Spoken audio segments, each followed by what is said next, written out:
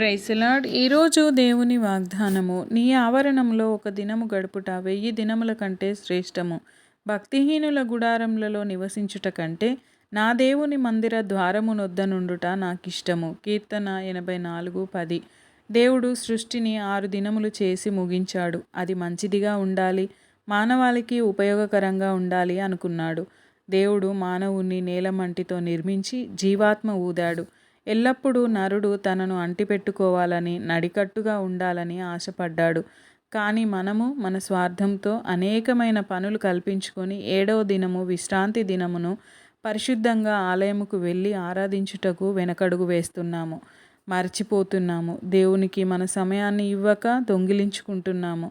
దేవుడు నేడు ఈ వాక్యంతో మాట్లాడుతున్నాడు. దేవుని ఆవరణంలో ఒక్క దినము గడుపుట 1000 దినముల కంటే శ్రేష్టమైనదని కీర్తనకారుడు సెలవిస్తున్నాడు. ఎన్ని శ్రేష్టమైన దినములు దేవుని కొరకు నీ జీవిత కాలంలో గడిపావో ఆలోచించుకో.